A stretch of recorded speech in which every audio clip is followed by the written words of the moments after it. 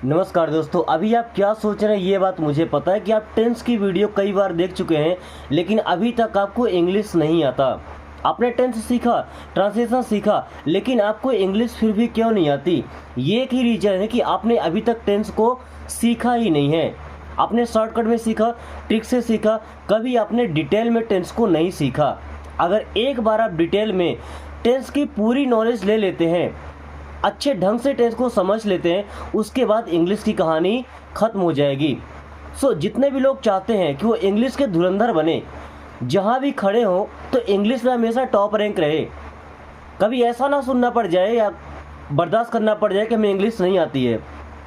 अगर अपने आप को प्रूव करना है तो वीडियो को अंत तक देखें, और नहीं पढ़ना है तो बाकी आपकी मर्जी। मैं क्लास शुरू करता हूँ। आज की टॉपिक हमारा क्या? टेंस। ठीक है, टेंस का मतलब क्या होता है? कोई टेंशन नहीं होता है। टेंस का मतलब होता है काल। ये कौन सा काल है भाई? काल भैरव, महाकाल? नो। समय। क्या? समय।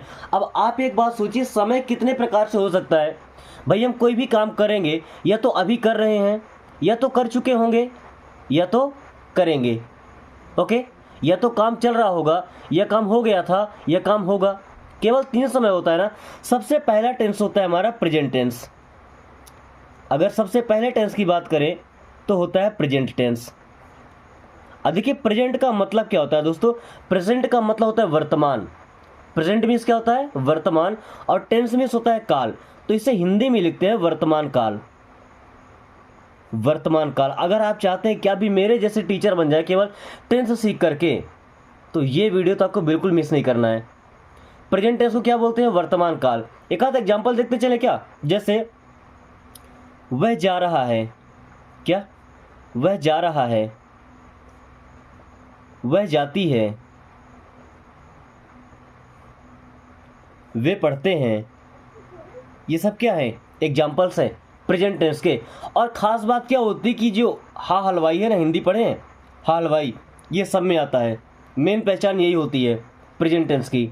ओके, अब अगर पास्ट टेंस में चलते हैं, पास्ट का मतलब क्या होता है? भूतकाल। Past tense. ओके, इसे हिंदी में हम बोलते हैं भूतकाल। क्या बोलेंगे? भूतकाल। भाई भूत किसे बोलते हैं? जो खत्म हो जाता है, जिसकी डेथ हो जाती है, यानी कि जो बीत गया। जो बीत गया वो क्या? भूतकाल। कुछ एग्जांपल देखें, जैसे यहाँ क्या लिखिए? वह जा रहा है ना, तो क्या हो जाएगा? वह जा रहा था। क्या बन जाएगा? वह जा रहा था। राइटिंग अच्छी नहीं है, आप मैनेज कीजिएगा। वह जा रहा था। अभी क्या लिखे? वह जाती है, तो लिखेंगे वह जाती थी। क्या? वह जाती थी। वे पढ़ते हैं, तो वे पढ़ते थे। क्या होगा? वे पढ़ते थे। ध्यान से समझिएगा, कितना हल्का हल्का सा डिफरेंस होता है इसमें। और अगर ये चीज़ हम समझ गए तो इंग्लिश फीस हमारी हो जाएगी। ओके, अब ये थर्ड देखिए, क्या होता है? Future tense. क्या होता है? Future tense. फ्यूचर टेंस का मतलब क्या होता है दोस्तों? भविष्य काल। क्या होता है?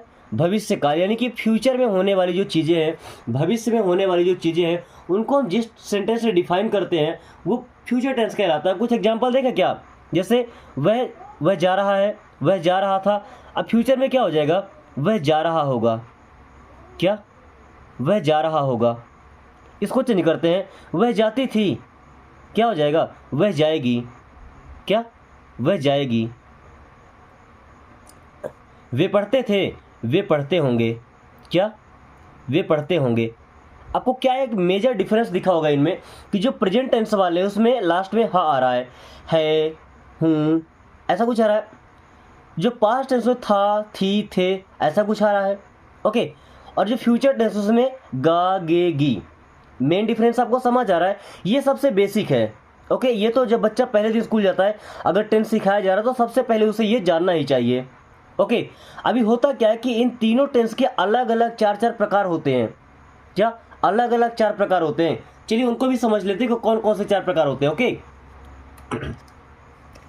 सबसे पहला होता है इनडेफिनिट। क्या होता है? इनडेफिनिट। इनडेफिनिट का मतलब क्या होता है भाई? जो अनिश्चित हो। क्या? अनिश्चित, जिसमें समय का अता पता नहीं होता है। क्या?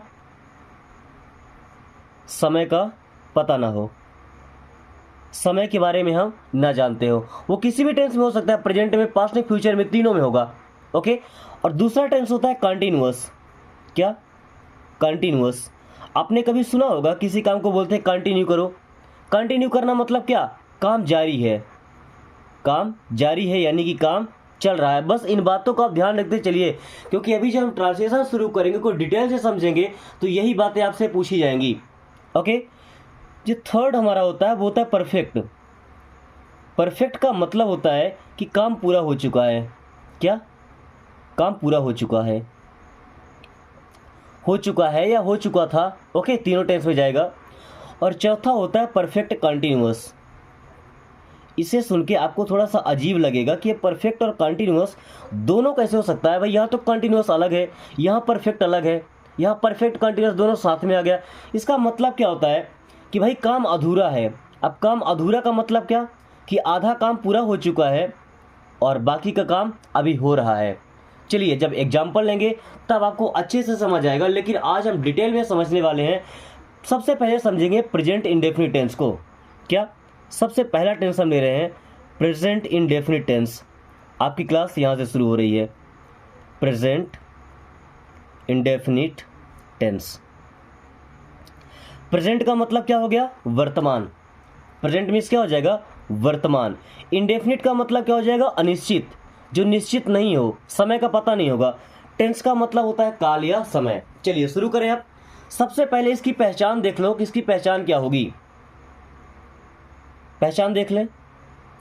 वाक्य के अंत में, कहां पे? वाक्य के अंत में ऐसा लिखा रहेगा, ता है, ती है, ते हैं, ये लिखा रहेगा। ओके। और इसका जो हेल्पिंग वर्ब होता है, वो हेल्पिंग वर्ब क्या लगता है? या तो डू लगाना है या तो डज लगाना है। अब कौन सा हेल्पिंग वर्ब किसके साथ लगेगा ये मैं अभी आपको समझा दूंगा। ओके। लेकिन जब बात करेंगे अफर्मेटिव, एकदम साधारण सेंटेंस होगा, तो वहां पे हेल्पिंग वर्ब आता भी नहीं है। एक आध सेंटेंस मैं आपको दिखाता हूं, जैसे वह किताब पढ़ता है। क्या लिखे? वह किताब पढ़ता है। अब इसको एक बार आप ढंग से समझ लीजिए। यहाँ पे काम करने वाला वह क्या हो गया? सब्जेक्ट। ओके। किताब जिसको पढ़ा जा रहा है ये हो गया ऑब्जेक्ट। पढ़ना, ये जो काम है ये हो गया हमारा वर्ब। क्या हो गया? वर्ब। अब हिंदी में समझिए, सब्जेक्ट को हम बोलते हैं कर्ता, ऑब्जेक्ट को बोलते हैं कर्म, और वर्ब को बोलते हैं क्रिया। क्या ये बात आपको समझ आ रही है? इसी को अगर हम इंग्लिश में ट्रांसलेट करते हैं तो क्या लगाएंगे? He reads book. चलिए, अब यहाँ पे ही मीन्स वह, ये हो गया सब्जेक्ट। फिर रीड, रीड का मतलब पढ़ना, ये हो गया वर्ब। ओके। और बुक हमारा यहाँ पे क्या हो गया? ऑब्जेक्ट। डिफरेंस समझिए दोनों में। क्या? सब्जेक्ट को क्या बोलते हैं? कर्ता, वर्ब को बोलते हैं क्रिया, और ऑब्जेक्ट को बोलते हैं कर्म। मेजर डिफरेंस क्या समझिए कि हिंदी में पहले कर्ता, फिर कर्म, फिर क्रिया, और इंग्लिश में कर्ता, क्रिया, कर्म। कर्ता तो दोनों में शुरू में आ रहा है, बट जो अगर हिंदी है तो पहले कर्म आएगा यानी कि ऑब्जेक्ट आएगा, और अगर इंग्लिश है तो पहले वर्ब आएगा। क्या ये बात आपको समझ आ रही है? क्या मेजर डिफरेंस आपको दिखाई दे रहा है? हिंदी में क्या होता है? सब्जेक्ट, फिर ऑब्जेक्ट, फिर वर्ब। इंग्लिश में क्या हो रहा है? सब्जेक्ट आएगा, वर्ब आएगा, फिर ऑब्जेक्ट आएगा। ये बेसिक स्ट्रक्चर रहेगा सभी का। इंग्लिश में ट्रांसलेट करने के लिए सब में सब्जेक्ट आएगा, वर्ब आएगा, फिर ऑब्जेक्ट आएगा। इसी सीक्वेंस में हमेशा आएंगे। उसके अलावा क्या चेंजेस होता है ये समझाते चलेंगे। ओके। अब चलिए समझते हैं अफर्मेटिव में, इसी का प्रेजेंट इंडेफिनिट टेंस का ही जो अफर्मेटिव पार्ट होता है। जैसे हमने एक एग्जांपल लिया, ठीक है, केवल एक ही लेंगे। मैं पढ़ता हूं। क्या लिखा? मैं पढ़ता हूं। इसमें ऑब्जेक्ट तो है नहीं, काम करने वाला है और काम बताया जा रहा है क्या काम कर रहा है। तो मैं पढ़ता हूं इंग्लिश क्या हो जाएगा? I read. I read. चलिए, इतने बात खत्म हो गई। वहीं पे अगर हम लिखते हैं वह पढ़ता है। क्या? वह पढ़ता है। अब क्या बनेगा? वह के लिए हम लगाएंगे ही। लड़का है तो ही लगता है, अगर लड़की होगी ना तो सी लग जाएगा। दिखाएंगे अभी करके आपको। अब जो पढ़ने के लिए रीड लगा है ना, इस रीड में आपको एस लगाना पड़ेगा। ध्यान से समझिएगा इस बात को। प्रेजेंट इंडेफिनिट टेंस में जब ही रहता है, सी रहेगा, इट रहेगा, या कोई सिंगुलर नाम रहेगा। सिंगुलर नाम मतलब जैसे क्या हो सकता है? राम हो सकता है या सीता हो सकती है, कुछ भी। अगर एक नाम है तो हमेशा वर्ब का पांचवा फॉर्म बनाना पड़ेगा। वर्ब का पांचवा फॉर्म कैसे बनता है? जो वर्ब का मेन फॉर्म होता है ना, फर्स्ट फॉर्म, उसमें या तो यस जोड़ दीजिए, या तो आई एस जोड़ दीजिए, या तो ई एस जोड़ दीजिए। और ये आपके ऊपर नहीं कि आपको क्या जोड़ना है, वो वर्ब ही डिफाइन करता है। सब में अलग अलग चीज़ें लगती हैं। ओके, हलवा नहीं बनाना है, आपको प्रैक्टिस कर करके पता करना है किस वर्ड में क्या लगाया जाता है। ओके, और ये केवल तभी होता है जब अफर्मेटिव में रहे। किसमें? अफर्मेटिव, यानी कि साधारण वाक्य होगा तभी। अगर हम निगेटिव कर देते हैं, क्या निगेटिव यानी कि नकारात्मक, तो फिर ये वाली कहानी खत्म हो जाएगी और हमेशा वर्ब का पहला फॉर्म ही यूज होगा। क्या ये बात आपको समझ आ रही है? जब तक ये अफर्मेटिव है यानी सकारात्मक साधारण वाक्य एकदम सिंपल, यहाँ पे नहीं, क्या, क्यों ऐसा नहीं आ रहा है, तब तक क्या लगेगा? वर्ब का फिफ्थ फॉर्म। वो भी किसके किसके साथ? ही, सी, इट, राम और सीता के साथ। केवल इतने के लिए हमको वर्ब का पांचवा फॉर्म बनाना पड़ा है। ये बात ध्यान में रखिएगा। ओके, अभी अगर इसका निगेटिव देखते हैं, नकारात्मक, क्या देखते हैं? निगेटिव। पहले इसका स्ट्रक्चर क्या आपको समझ आया? नहीं आया ना? पहले हम लगाते हैं सब्जेक्ट, ओके, फिर लगाते हैं वर्ब, वर्ब का फर्स्ट फॉर्म या वर्ब का फिफ्थ फॉर्म, और प्लस लगाते हैं ऑब्जेक्ट, और लास्ट में फुल स्टॉप। ये होता है हमारा इसका स्ट्रक्चर। वही अगर निगेटिव की बात करें, जब नकारात्मक, ये अफर्मेटिव का है। किसका? अफर्मेटिव का। ध्यान रखिएगा, किसका? अफर्मेटिव का। अगर निगेटिव की बात करते हैं, निगेटिव मीन्स क्या होगा भाई? नकारात्मक। तो कैसे स्ट्रक्चर बनेगा? सबसे पहले तो सब्जेक्ट आएगा, कोई दिक्कत नहीं है। फिर हेल्पिंग वर्ब आएगा। हेल्पिंग वर्ब में क्या होता है? या तो डू रहेगा या तो डज रहेगा। फिर प्लस में नॉट लगाएंगे। अब आएगा वर्ब का फर्स्ट फॉर्म और लास्ट में लगाना है ऑब्जेक्ट और फुल स्टॉप। चलिए थोड़ा टेढ़ा लाइन हो गया, लेकिन फिर भी कोशिश कीजिए समझने का। सब्जेक्ट आया, डू, डज, फिर नॉट, वर्ब का पहला फॉर्म और ऑब्जेक्ट। चलिए यहीं से बनाता हूँ। क्या लिखा? मैं पढ़ता हूँ। अभी लिखता हूँ मैं नहीं पढ़ता हूँ। क्या? मैं नहीं पढ़ता हूँ। चलिए बिना ऑब्जेक्ट के बना रहे हैं। ओके, तो मैं को क्या बोलते हैं? आई। अब एक बात और समझ लीजिए कि जो डू और डज हैं ये किसके किसके साथ लगेंगे। यहाँ पे जो he, she, it, Ram, Sita single name थे, जिनके साथ में यस, ई एस या आई एस लग रहा था, उनके साथ आएगा डज। बाकी आई के साथ, वी के साथ, यू के साथ, दे के साथ, या अगर दो नाम आ गए, जैसे बोले Ram and Sita, Shyam and Ghanshyam, Mohan and Sohan, अगर दो नाम है तो फिर वहाँ पे डू आएगा। ओके, आई, वी, यू, दे, इन सब के साथ क्या? डू आ रहा है ना, तो आई डू। फिर आएगा नॉट, क्योंकि नहीं भी लगा है ना। आई डू नॉट, क्या नहीं करते भाई? रीड, मिस पढ़ना। आई डू नॉट रीड, मैं नहीं पढ़ता हूँ। क्या? आई डू नॉट रीड, मैं नहीं पढ़ता हूँ। वही अगर हम यहाँ पे लिखें राधा नहीं पढ़ती है। क्या? राधा नहीं पढ़ती है। ट्रांसलेट कीजिए, काम करने वाला कौन है? राधा। हमने राधा लिख लिया। बताए थे कि अगर एक नाम रहेगा तो क्या लगेगा? डज। तो क्या हो गया? डज। ओके, इसके बाद आएगा नॉट, पढ़ने को बोलते हैं रीड, तो क्या बन गया? Radha does not read. ये हो गया हमारा ट्रांसलेशन। क्या इस तरीके से ट्रांसलेशन आप कर पाएंगे? Radha does not read. Okay, हमने बात किया था कि अगर दो नाम आ जाते तो क्या करेंगे। चलिए एक दो नाम का देख लेते हैं ना। यहाँ पे क्या लिखा है? राम और श्याम क्रिकेट खेलते हैं। सॉरी, क्रिकेट नहीं खेलते हैं। राम और श्याम क्रिकेट नहीं खेलते हैं। ओके, तो पहली बात तो राम और श्याम ये काम करने वाले हमारे सब्जेक्ट हैं, यानी कि पहले आएंगे। तो क्या बन गया? राम एंड श्याम। चलिए इतना हमने लिख लिया। अब क्या बोलते हैं कि अगर दो नाम आ गए तो फिर यहाँ पे आएगा डू, और डू के बाद लगाएंगे नॉट, तो निगेटिव हो गया। अब क्या काम नहीं कर रहे थे? खेल रहे थे। खेलना को बोलते हैं प्ले। ओके, क्या नहीं खेल रहे थे भाई? क्रिकेट। तो यहाँ पे हो जाएगा cricket. Ram and Shyam do not play cricket, miss Ram और श्याम क्रिकेट नहीं खेलते हैं। ओके, क्या ये बात आपको समझ में आ रही है?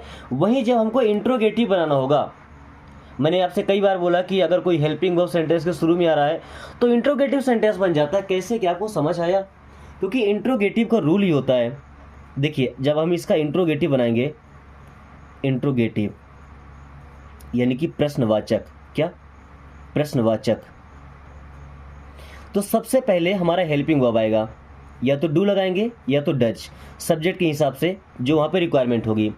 उसके बाद में लगाना है सब्जेक्ट, फिर लगाना है वर्ब का फर्स्ट फॉर्म, और फिर लगाना है ऑब्जेक्ट, और सबसे ज़रूरी चीज़ कि सेंटेंस के लास्ट में क्वेश्चन मार्क जरूर आएगा, इंट्रोगेटिव साइन या क्वेश्चन मार्क इसको बोलते हैं। ओके, मैं आपको एक एग्जांपल दिखाता हूँ, उसे ट्रांसलेट करेंगे तो समझ आएगा।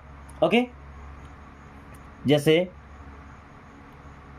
वे, सॉरी क्या से शुरू करना पड़ेगा ना, चलिए, क्या वे बाजार जाते हैं, लास्ट में क्वेश्चन मार्क। क्वेश्चन पूछा गया ना, क्या वे बाजार जाते हैं। अब आप पता करके बताइए कि इसमें काम करने वाला कौन है भाई, सब्जेक्ट कौन है। तो सब्जेक्ट यहाँ पे हमारा वे, क्या है, वे को क्या बोलते हैं इंग्लिश में, दे, और दे के साथ आता है डू, क्या आता है, डू, यानी कि यहाँ पे लगेगा डू, फिर लगाएंगे दे, डू दे। अब क्या आएगा, वर्ब का पहला फॉर्म, तो जाने को बोलते हैं गो, डू दे गो। कहाँ जाते हैं भाई, बाजार, मीन्स टू मार्केट, क्या हो जाएगा, market, last to question mark. अब समझिए, do they go to market, do they go to market, क्या वे बाजार जाते हैं। ओके, और डच का यूज कैसे करना है ये समझ लीजिए।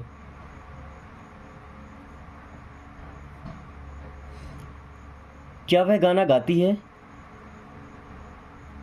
क्या वह गाना गाती है। अब बताइए काम करने वाले यहाँ पे कौन है, वह, गाती है लड़की है, लड़की के लिए क्या लगता है, सी, क्या लगता है, सी, और सी के साथ हेल्पिंग वर्ब आता है डज, क्या आता है, डज। ओके, तो पहले तो हम लगाएंगे डज, क्योंकि हमारे स्ट्रक्चर ही ऐसा इंट्रोगेटिव का, पहले आ गया डज, फिर आएगा सी, गाना गाने को बोलते हैं sing, a song, does she sing a song, क्या वो गाना गाती है, does she sing a song, क्या वो गाना गाती है। अभी इसी में अगर इंट्रोगेटिव निगेटिव हो जाता है, क्या, इंट्रोगेटिव निगेटिव, यानी कि प्रश्न भी पूछा जाएगा और उसमें निगेटिव भी रहेगा, भाई ये कैसा झमेला है, इसको समझ लीजिए एक बार। इंट्रोगेटिव यानी कि प्रश्नवाचक रहेगा और साथ में निगेटिव यानी कि नकारात्मक भी रहेगा, भाई ये कैसे समझने वाले हम, चलिए ध्यान से देखिएगा। पहले स्ट्रक्चर दिखा दे, पहले कोई एग्जांपल आपको दिखा देते हैं। जैसे एग्जांपल दिखाते हैं, क्या वह घर नहीं जाती है, क्या लिखा है, क्या वह घर नहीं जाती है, तो क्या लिखा मतलब इंट्रोगेटिव हो गया, नहीं लिखा मतलब निगेटिव हो गया, दोनों चीज़ें साथ में आ रही हैं। इसका स्ट्रक्चर कैसे बनेगा, अब इंट्रोगेटिव का है तो पहले तो डू डज आएगा ही, या तो डू लगाएंगे या तो डज लगाएंगे। ओके, उसके बाद सब्जेक्ट आता है, फिर लगाएंगे नॉट निगेटिव वर्ड के लिए, और फिर लगाएंगे वर्ब का पहला फॉर्म, और फिर लगाएंगे ऑब्जेक्ट, और लास्ट में क्वेश्चन मार्क जरूर लगाना है। ओके, क्या स्ट्रक्चर आपको समझ में आ रहा है, चलिए ध्यान से देखिएगा। अभी इस सेंटेंस को ध्यान से देखिए, क्या वह घर नहीं जाती है, कौन घर नहीं जाती, वह, लड़की की बात हो रही है, तो यहाँ पे आएगा सी, बट सी के साथ हेल्पिंग वर्ब क्या लगता है, डज, तो पहले लगाइए डज सी। अब निगेटिव है तो आएगा नॉट, जाने की बात हो रही है, does she not go to home, घर जाने की बात हुई तो होम आ जाएगा। ओके, यहाँ पे टू लिखा हुआ है, does she not go to home, क्या वो घर नहीं जाती है, और लास्ट में क्वेश्चन मार्क लगाना बिल्कुल नहीं भूलना है। क्या लिखा, does she not go home, क्या वह घर नहीं जाती है। ओके, इस तरीके से आप और भी बना सकते हैं, जैसे क्या वे नहीं लड़ते हैं, क्या लिखा, क्या वे नहीं लड़ते हैं। चलिए इसको ट्रांसलेट करते हैं, वे को बोलते हैं दे, उसके लिए आता है do, do they not fight, do they not fight, क्या वे नहीं लड़ते हैं, डू दे नॉट फाइट, क्या वे नहीं लड़ते हैं। दोस्तों इतना तो आपने हर जगह सीखा होगा। अब सीखने की बात क्या थी, स्टूडेंट्स का कमेंट था कि सर WH वर्ड्स का भी यूज सिखाइए। भाई ये जो क्वेश्चन किए जा रहे हैं इंट्रोगेटिव में, इंट्रोगेटिव नेगेटिव में, इनका जवाब या तो यस में या तो नो में दिया जा सकता है, यानी कि यस और नो टाइप क्वेश्चंस हैं। ओके, वहीं पे जो WH वाला होता है, चलिए एग्जांपल समझते हैं। जैसे वह क्या करता है, वह क्या करता है। ओके, तो सबसे पहले आएगा WH वर्ड। WH वर्ड में क्या होता है, जैसे व्हाट हो गया, व्हेन हो गया, व्हाई हो गया। ओके, इसके बाद में आएगा हेल्पिंग वर्ब, फिर आएगा सब्जेक्ट, फिर आएगा वर्ब, वर्ब का फर्स्ट फॉर्म और क्वेश्चन मार्क रहेगा। चलिए ट्रांसलेट करते हैं। वह क्या कर रहा है, तो वह लड़का है ना। क्या को बोलते हैं वॉट, वॉट वह के लिए आता है does, what does he do. अब यहाँ पे जो डू लगा है ना, ये वर्ब है हमारा, वो हेल्पिंग वर्ब नहीं है जो आप समझ रहे हैं। चलिए चल के दिखाऊंगा ना। What does he do means वह क्या करता है, व्हाट डज ही डू वह क्या करता है। अभी एक और लेते हैं, वह कहाँ जाती है, क्या वह कहाँ जाती है, इसको समझिएगा, वह कहाँ जाती है, इससे आपको आसानी से समझ आ जाएगा। ओके, तो कहाँ को बोलते हैं वेयर, और वह जाती है मतलब लड़की है तो सी लगेगा, सी के साथ आता है डज, तो वेयर डज सी गो, गो का मतलब होता है जाना। वेयर डज सी गो, वह कहाँ जाती है, वेयर डज सी गो वह कहाँ जाती है। दोस्तों आज हमने केवल एक पार्ट सीखा, ऐसे टोटल हमको 12 पार्ट सीखना है। ओके, अभी तक हमने केवल प्रेजेंट इंडेफिनिट सीखा है। कौन सा, प्रेजेंट इंडेफिनिट, फिर प्रेजेंट कंटिन्यूअस आएगा, प्रेजेंट परफेक्ट आएगा, प्रेजेंट परफेक्ट कंटिन्यूअस आएगा, उसके बाद पास्ट के, फ्यूचर के भी 4 अलग अलग पार्ट हो, केवल एक ही पार्ट सीखें। अगर ये क्लास आपको पसंद आई है तो बस कमेंट में लिखना है नेक्स्ट पार्ट और आपको अगली वीडियो मिल जाएगी। So thanks for watching, take care.